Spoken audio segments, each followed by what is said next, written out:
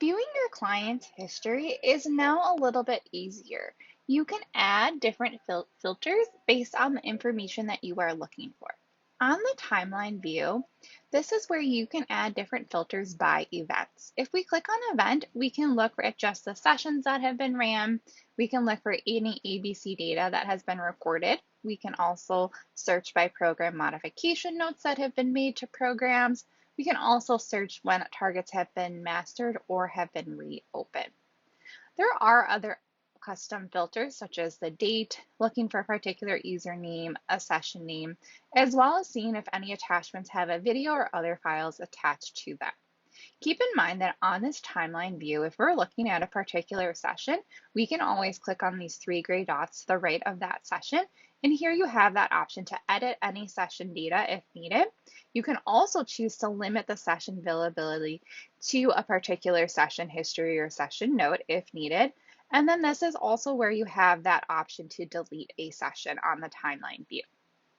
Coming over to the Activities tab, this is a newer feature here.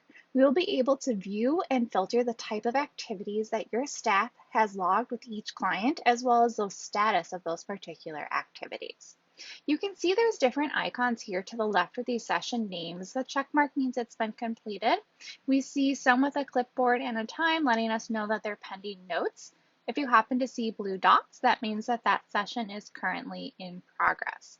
But we could add different filters. So you can search by the status of particular sessions that might be pending signatures. Maybe you want to look for just those that have been completed.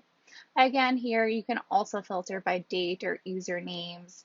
We can also filter by the different activity types. So if we're looking for sessions or supervision, maybe you want to see if any staff have recorded any break or transportation times in here as well.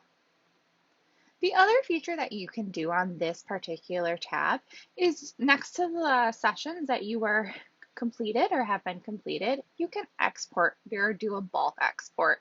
If you click on this export button, you have that option to bulk export PDF file of the session notes or a PDF file of the session notes and data. There's also an option here to export an Excel list of these client sessions.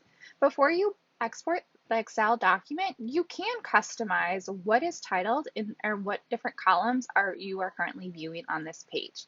To do so, click on this wheel here and make any adjustments if you'd like to add in any information or remove information from this particular table of columns.